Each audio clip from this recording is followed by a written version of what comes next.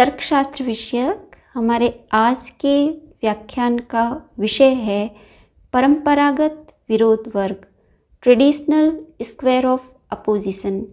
आज के इस व्याख्यान में हम ये जानने का प्रयास करेंगे कि परंपरागत विरोध वर्ग का स्वरूप क्या है, विरोध संबंध से क्या अभिप्राय है, विरोध संबंध के प्रमुख कौन कौन से प्रकार हैं और विरोध संबंध के ये जो प्रमुख प्रकार हैं इनकी सत्यता और असत्यता के क्या नियम हैं। साथ ही आज के इस व्याख्यान में हम परंपरागत विरोध वर्ग से संबंधित विभिन्न प्रतियोगी परीक्षाओं, स्नातक एवं स्नातकोत्तर स्तर पर महत्वपूर्ण परीक्षा उपयोगी प्रश्न कौन से हो सकते हैं उन्हें भी स्पष्ट करेंगे। परंपरागत विरोध वर्ग, जिसे ट्रेडिशनल स्क्वायर ऑफ अपोजिशन कहते हैं, ये निरुपाधिक तर्कवाक्यों के पारस्परिक संबंध की व्याख्या करता है। हमने अपने इससे पूर्व के व्याख्यान निरुपाधिक तर्कवाक्य के स्वरूप एवं प्रकार में ये स्पष्ट किया था कि निरुपाधिक तर्कवाक्य के 4 मानक आकार होते हैं, ए, ई, आई और ओ। ये जो 4 निरुपाधिक तर्कवाक्य हैं इन्हें परिमाण और गुण के आधार पर जो है दो भागों में विभाजित किया गया है। परिमाण के आधार पर निरुपाधिक तर्कवाक्य के 2 प्रकार हैं, सर्वव्यापी निरुपाधिक तर्कवाक्य एवं अंशव्यापी निरुपाधिक तर्कवाक्य। गुण के आधार पर भी निरुपाधिक तर्कवाक्य के 2 प्रकार हैं, एक है स्वीकारात्मक और दूसरा है निषेधात्मक या अस्वीकारात्मक। सर्वव्यापी निरुपाधिक तर्कवाक्य जो हैं वे हैं ए और ई। ए अर्थात सभी उद्देश्य विधेय हैं, ई कोई उद्देश्य विधेय नहीं है। अंशव्यापी जो निरुपाधिक तर्कवाक्य हैं वे भी 2 प्रकार के हैं। पहला जो है वह है कुछ उद्देश्य विधेय हैं और दूसरा जो है कुछ उद्देश्य विधेय नहीं है। इसमें से जो प्रथम है वह आई प्रकार का निरुपाधिक तर्कवाक्य है और जो कुछ उद्देश्य विधेय नहीं है ये ओ प्रकार का निरुपाधिक तर्कवाक्य है। इस प्रकार निरुपाधिक तर्कवाक्य के 4 प्रमुख मानक आकार हैं। ए, सर्वव्यापी स्वीकारात्मक निरुपाधिक तर्कवाक्य जिसकी संरचना है सभी उद्देश्य विधेय हैं। ई, सर्वव्यापी निषेधात्मक तर्कवाक्य जिसकी संरचना कोई उद्देश्य विधेय नहीं है। आई जो है अंशव्यापी स्वीकारात्मक निरुपाधिक तर्कवाक्य, इसकी संरचना कुछ उद्देश्य विधेय हैं।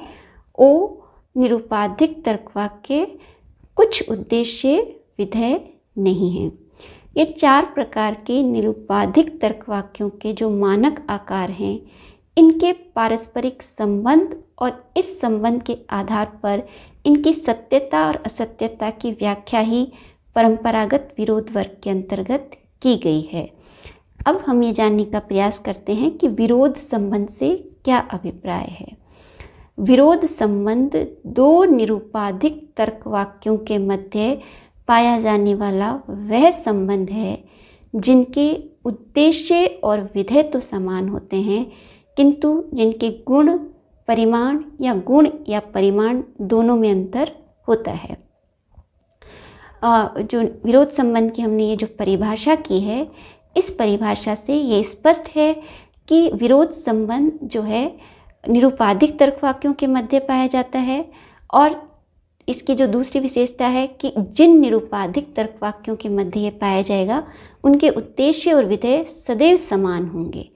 तीसरा कि या तो इनमें गुण में अंतर होगा या परिमाण में, तथा गुण एवं परिमाण दोनों में भी अंतर हो सकता है। परंपरागत विरोध वर्ग अर्थात ट्रेडिशनल स्क्वायर ऑफ अपोजिशन को एक छायाचित्र अर्थात डायग्राम के माध्यम से स्पष्ट किया गया है जो इस प्रकार है। जैसा कि इस चित्र में स्पष्ट हो रहा है कि जो ए और ई हैं इनके मध्य जो संबंध है वह विपरीत है, जबकि आई और ओ के मध्य जो संबंध है वह उप विपरीत संबंध है। ए और आई के मध्य तथा ई और ओ के मध्य जो संबंध है वह उपाश्रयण संबंध कहलाता है, जबकि ए और ओ तथा ई और आई के मध्य जो संबंध है वह व्याघात संबंध कहलाता है। इस प्रकार परंपरागत विरोध वर्ग में जो विरोध संबंध है उसके 4 प्रकार हैं। वे इस प्रकार हैं। प्रथम जो है विपरीत संबंध, जिसे कॉन्ट्रेरी रिलेशन कहते हैं। उप विपरीत संबंध दूसरा जो प्रमुख प्रकार है, जिसे सब कॉन्ट्रेरी रिलेशन कहते हैं। तीसरा उपाश्रयण संबंध, जिसे सब अल्टरनेशन रिलेशन कहते हैं। और चौथा जो व्याघात संबंध, जिसे कॉन्ट्राडिक्शन रिलेशंस कहते हैं। अब परंपरागत विरोध वर्ग के ये जो 4 प्रकार हैं, इन चारों प्रकारों को हम एक एक करके समझते हैं। इनका स्वरूप क्या है? परंपरागत विरोध वर्ग में जो विरोध संबंध है उसका प्रथम जो प्रकार है वह है विपरीत संबंध, जिसे कॉन्ट्रेरी रिलेशन कहते हैं। कॉन्ट्रेरी रिलेशन की जो परिभाषा दी गई है वह ये दी गई है कि विपरीत संबंध 2 सर्वव्यापी निरुपाधिक तर्कवाक्यों के मध्य पाया जाने वाला वह संबंध है जिसमें ये दोनों तर्कवाक्य एक साथ असत्य तो हो सकते हैं किंतु सत्य नहीं। विपरीत संबंध की इस परिभाषा से विपरीत संबंध की कुछ प्रमुख विशेषताएं हैं जो इस प्रकार हैं। प्रथम ये कि विपरीत संबंध 2 सर्वव्यापी निरुपाधिक तर्कवाक्यों के मध्य पाया जाने वाला संबंध है। और सर्वव्यापी निरुपाधिक तर्कवाक्य कौन कौन से हैं? ए तथा ई। अतः विपरीत संबंध ए और ई के मध्य पाया जाता है। जो विपरीत संबंध है इनमें जिन 2 निरुपाधिक तर्कवाक्यों के मध्य ये संबंध है, इनके उद्देश्य और विधेय भी समान होते हैं। ये परिमाण में भी समान होते हैं क्योंकि दोनों ही कैसे हैं? सर्वव्यापी हैं। किंतु इनके गुणों में अंतर होता है। इनमें एक जो होता है सर्वव्यापी स्वीकारात्मक तर्कवाक्य और दूसरा होता है सर्वव्यापी निषेधात्मक तर्कवाक्य। उदाहरणार्थ, सभी खरगोश पशु हैं, ये हमारा ए तर्कवाक्य है। तथा ई तर्कवाक्य हमारा है कोई खरगोश पशु नहीं है। इस प्रकार इन दोनों निरुपाधिक तर्कवाक्यों के मध्य जो संबंध है उसे ही हम विपरीत संबंध कहते हैं। विपरीत संबंध में इन 2 सर्वव्यापी निरुपाधिक तर्कवाक्यों में सत्यता और असत्यता के प्रमुख नियम क्या हैं? विपरीत संबंध में जो 2 सर्वव्यापी निरुपाधिक तर्कवाक्य हैं, इनकी सत्यता और असत्यता का जो प्रथम नियम है वह ये है कि विपरीत संबंध में जो 2 निरुपाधिक तर्कवाक्य हैं ए और ई, ये दोनों एक साथ सत्य नहीं हो सकते। ये हमने इसकी परिभाषा से स्पष्ट किया। इससे ये स्पष्ट होता है कि विपरीत संबंध में एक निरुपाधिक तर्कवाक्य के सत्य होने पर दूसरा निरुपाधिक तर्कवाक्य असत्य हो जाता है। जैसे यदि ए सत्य है तो ई असत्य हो जाएगा और यदि ई सत्य है तो ए असत्य हो जाएगा।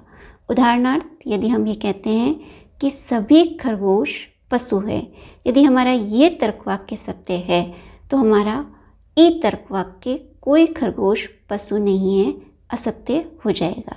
और यदि हम ये कहते हैं कि हमारा ई तर्कवाक्य सत्य है अर्थात कोई खरगोश पशु नहीं है तो हमारा ए निरुपाधिक तर्कवाक्य जो है वह असत्य हो जाएगा। इस प्रकार विपरीत संबंध में एक निरुपाधिक तर्कवाक्य के सत्य होने पर दूसरा निरुपाधिक तर्कवाक्य असत्य हो जाता है। विपरीत संबंध में जो सत्यता और असत्यता का दूसरा महत्वपूर्ण नियम है वह ये है कि इन निरुपाधिक तर्कवाक्यों में से एक के असत्य होने पर दूसरा संदेहात्मक हो जाता है। अर्थात यदि एक तर्कवाक्य हमारा असत्य है, सभी खरगोश पशु हैं, यदि हमारा ये असत्य है तो हमारा ई निरुपाधिक तर्कवाक्य जो है संदेहात्मक हो जाएगा। इसी प्रकार यदि हमारा ई निरुपाधिक तर्कवाक्य असत्य है तो हमारा ए निरुपाधिक तर्कवाक्य संदेहात्मक हो जाएगा। परंपरागत विरोध वर्ग का जो दूसरा महत्वपूर्ण प्रकार है वह है उपविपरीत संबंध, जिसे सब कॉन्ट्रेरी रिलेशन कहते हैं। यह 2 अंशव्यापी निरुपाधिक तर्कवाक्यों के मध्य पाया जाने वाला एक संबंध है। ये दोनों निरुपाधिक तर्कवाक्य एक साथ सत्य तो हो सकते हैं किंतु असत्य नहीं। अंशव्यापी निरुपाधिक तर्क वाक्य जो हैं वे दो हैं, आई और ओ। आई निरुपाधिक तर्क वाक्य जो है कुछ उद्देश्य विधेय हैं, ये इसकी संरचना है, जबकि ओ निरुपाधिक तर्क वाक्य की संरचना कुछ उद्देश्य विधेय नहीं है। उपविपरीत संबंध इन्हीं दो अंशव्यापी निरुपाधिक तर्क वाक्यों के मध्य पाया जाता है। इनके उद्देश्य और विधेय तो समान होते हैं, इनके परिमाण भी समान होते हैं, क्योंकि ये दोनों ही अंशव्यापी है, किंतु इनके गुणों में अंतर होता है। एक अंशव्यापी स्वीकारात्मक तर्क वाक्य है, दूसरा अंशव्यापी निषेधात्मक तर्क वाक्य है। जहाँ आई तर्क वाक्य अंशव्यापी स्वीकारात्मक तर्क वाक्य है, वहीं ओ जो है अंशव्यापी निषेधात्मक तर्क वाक्य है। उपविपरीत संबंध का उदाहरण जैसे कि कुछ खरगोश पशु हैं, और दूसरा जो है कुछ खरगोश पशु नहीं हैं। ये जो आई और ओ हैं, इन दोनों के मध्य जो संबंध है उसे ही हम जो है उपविपरीत संबंध कहते हैं। परंपरागत विरोध वर्ग का दूसरा प्रमुख प्रकार उपविपरीत संबंध सब कॉन्ट्रेरी रिलेशन में सत्यता और असत्यता के क्या नियम है, अर्थात उपविपरीत संबंध में एक तर्क वाक्य के सत्य होने पर दूसरे की क्या स्थिति होती है, इसी प्रकार एक के असत्य होने पर दूसरे की क्या स्थिति होती है। उपविपरीत संबंध में जो सत्यता और असत्यता के विषय में प्रथम नियम है वह ये है कि यदि उपविपरीत संबंध में एक निरुपाधिक तर्क वाक्य सत्य है तो दूसरा संदेहात्मक हो जाता है। उदाहरणार्थ, यदि हमारा आई तर्क वाक्य सत्य है तो हमारा जो ओ तर्क वाक्य है वह संदेहात्मक हो जाएगा। इसी प्रकार यदि ओ हमारा सत्य है तो आई संदेहात्मक हो जाएगा। उपविपरीत के संबंध में सत्यता और असत्यता का जो दूसरा महत्वपूर्ण नियम है कि उपविपरीत संबंध में एक निरुपाधिक तर्क वाक्य के असत्य होने पर दूसरा जो है सत्य हो जाता है। उदाहरणार्थ, यदि आई तर्क वाक्य असत्य है तो ओ तर्क वाक्य सत्य होगा, और यदि ओ तर्क वाक्य असत्य है तो आई तर्क वाक्य सत्य होगा। इस प्रकार उपविपरीत संबंध में जो सत्यता और असत्यता के नियम हैं उनसे यह स्पष्ट है कि एक निरुपाधिक तर्क वाक्य के सत्य होने पर दूसरा संदेहात्मक हो जाता है और एक के असत्य होने पर दूसरा सत्य हो जाता है। परंपरागत विरोध वर्ग का तीसरा प्रमुख प्रकार जो है वह उपाश्रयण संबंध अर्थात सब अल्टरनेशन रिलेशन कहलाता है। ये संबंध जो है सर्वव्यापी और अंशव्यापी निरुपाधिक तर्क वाक्यों के मध्य पाया जाने वाला एक संबंध है, जिनके गुण तो समान होते हैं किंतु जिनके परिमाण में अंतर होता है। उदाहरणार्थ, ए और आई तथा ई और ओ के मध्य जो संबंध है वह उपाश्रयण संबंध कहलाता है। ए और आई में ए जो है वह सर्वव्यापी है और जो आई है वह अंशव्यापी है। गुण की दृष्टि से यदि देखा जाए तो ए स्वीकारात्मक है और आई जो है वह भी स्वीकारात्मक है। अतः जो उपाश्रयण संबंध है उसमें जिन दो निरुपाधिक तर्क वाक्यों के मध्य ये संबंध पाया जाता है उनके उद्देश्य एवं विधेय भी समान होते हैं। उनके परिमाण अर्थात क्वांटिटी में अंतर होता है, किंतु उनके गुण अर्थात क्वालिटी जो है वो समान होती हैं। उदाहरणार्थ, ए अर्थात सर्वव्यापी स्वीकारात्मक तर्क वाक्य सभी खरगोश पशु हैं और आई तर्क वाक्य अंशव्यापी स्वीकारात्मक तर्क वाक्य कुछ खरगोश पशु हैं। इन दोनों के मध्य जो संबंध है उसे हम उपाश्रयण संबंध कहते हैं। इसी प्रकार जो ई तर्क वाक्य है जो सर्वव्यापी निषेधात्मक तर्क वाक्य है और जो अंशव्यापी निषेधात्मक तर्क वाक्य ओ है, इनके मध्य जो संबंध है उसे भी हम उपाश्रयण कहते हैं। उपाश्रयण संबंध में जिन दो निरुपाधिक तर्क वाक्यों के मध्य संबंध होता है उनमें से जो सर्वव्यापी निरुपाधिक तर्क वाक्य होते हैं उन्हें हम उपाश्रय कहते हैं, जबकि जो अंशव्यापी निरुपाधिक तर्क वाक्य होते हैं उन्हें हम उपाश्रित कहते हैं। जैसे कि ए और ई जो हैं उपाश्रय हैं, जबकि आई और ओ जो हैं वे उपाश्रित हैं। यहाँ ये विचारणीय है कि उपाश्रयण संबंध में जो उपाश्रय और उपाश्रित होते हैं उनकी सत्यता और असत्यता के क्या नियम हैं। सर्वप्रथम हम उपाश्रय के संबंध में सत्यता और असत्यता के नियम जो हैं उन्हें स्पष्ट करते हैं। यदि उपाश्रय तर्कवाक्य सत्य है तो उपाश्रित भी सत्य होगा। जैसे कि यदि ए सत्य है तो आई सत्य होगा, और यदि ई सत्य है तो ओ सत्य होगा। किंतु यदि उपाश्रय जो है असत्य है तो उपाश्रित जो है वह संदेहात्मक हो जाएगा। यदि हमारा ए तर्कवाक्य असत्य है तो आई संदेहात्मक होगा, और यदि हमारा ई जो है वह असत्य है तो ओ हमारा संदेहात्मक हो जाएगा। उपाश्रय संबंध में उपाश्रित को लेकर सत्यता और असत्यता के क्या नियम हैं। उपाश्रय संबंध में यदि उपाश्रित तर्कवाक्य सत्य है तो उपाश्रय जो है वह संदेहात्मक होगा।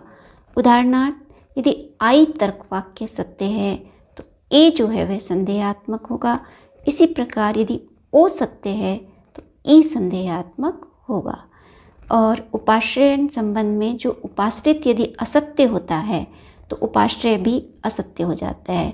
उदाहरणार्थ यदि हमारा आई तर्कवाक्य असत्य है तो हमारा ए जो है वह भी असत्य हो जाएगा, और यदि हमारा ओ असत्य है तो हमारा ई भी तर्कवाक्य असत्य हो जाएगा। परंपरागत विरोध वर्ग के अंतर्गत विरोध संबंध का जो चौथा प्रमुख प्रकार है वह व्याघात संबंध अर्थात कॉन्ट्राडिक्शन रिलेशन है। व्याघात संबंध सर्वव्यापी एवं अंशव्यापी निरुपाधिक तर्कवाक्यों के मध्य पाया जाने वाला वह संबंध है जिनके उद्देश्य एवं विधेय तो समान होते हैं, किंतु जिसके गुण और परिमाण दोनों ही एक दूसरे से भिन्न भिन्न होते हैं। इस प्रकार व्याघात संबंध निरुपाधिक तर्कवाक्यों के मध्य पाया जाने वाला वह संबंध है जिसके गुण और परिमाण दोनों में ही अंतर पाया जाता है। ए तथा ओ, ई और आई के मध्य जो संबंध है उसे ही हम व्याघात संबंध कहते हैं। ए सर्वव्यापी स्वीकारात्मक तर्कवाक्य है, जबकि ओ अंशव्यापी निषेधात्मक तर्कवाक्य है। ए जो है परिमाण की दृष्टि से सर्वव्यापी है, जबकि ओ जो है परिमाण की दृष्टि से अंशव्यापी है। ए जहाँ स्वीकारात्मक है वहीं ओ जो है अस्वीकारात्मक या निषेधात्मक है। उदाहरणार्थ सभी खरगोश पशु हैं, ये ए है, तथा कुछ खरगोश पशु नहीं है, ये ओ तर्कवाक्य है। इन दोनों के मध्य जो संबंध है वह व्याघात संबंध है। इसी प्रकार ई और ओ के मध्य जो संबंध है वह भी व्याघात संबंध है। ई जो है सर्वव्यापी निषेधात्मक तर्कवाक्य है, जबकि आई जो है अंशव्यापी स्वीकारात्मक तर्कवाक्य है। जैसे कि कोई खरगोश पशु नहीं है, ये ई निरुपाधिक तर्कवाक्य है, जबकि कुछ खरगोश पशु हैं, ये आई निरुपाधिक तर्कवाक्य है। इन दोनों के मध्य जो संबंध है वह भी व्याघात संबंध है। अब ये देखने का प्रयास करते हैं कि व्याघात संबंध जो है उसके विषय में सत्यता और असत्यता के क्या नियम हैं। व्याघात संबंध में एक निरुपाधिक तर्कवाक्य के सत्य होने पर दूसरा असत्य हो जाता है। उदाहरणार्थ यदि ए निरुपाधिक तर्कवाक्य सत्य है तो वो ओ जो है असत्य हो जाएगा। इसी प्रकार यदि ई सत्य है तो वो आई जो है वो असत्य हो जाएगा। व्याघात संबंध है उसकी सत्यता और असत्यता के विषय में जो दूसरा महत्वपूर्ण नियम है वह है कि एक के असत्य होने पर दूसरा सत्य हो जाता है। यदि हमारा ए तर्कवाक्य असत्य है तो हमारा ओ सत्य होगा, और यदि ए तर्कवाक्य असत्य है तो आई तर्कवाक्य सत्य हो जाएगा। इस प्रकार व्याघात संबंध में एक निरुपाधिक तर्कवाक्य के सत्य होने पर दूसरा असत्य हो जाता है, और एक के असत्य होने पर दूसरा सत्य हो जाता है। इस प्रकार आज के इस व्याख्यान में हमने देखा कि परंपरागत विरोध वर्ग क्या है, विरोध जो संबंध है उसका स्वरूप क्या है, विरोध संबंध के प्रमुख प्रकार कौन से हैं और इनकी सत्यता और असत्यता के नियम कौन कौन से हैं। आज के इस व्याख्यान से संबंधित महत्वपूर्ण परीक्षा उपयोगी प्रश्न इस प्रकार हैं। परंपरागत विरोध वर्ग से आप क्या समझते हैं? परंपरागत विरोध वर्ग में विरोध संबंध की अवधारणा को स्पष्ट कीजिए। विरोध संबंध के प्रमुख 4 प्रकार कौन से हैं, उन्हें उदाहरण के द्वारा स्पष्ट कीजिए। विपरीत संबंध की अवधारणा को उदाहरण के द्वारा स्पष्ट कीजिए।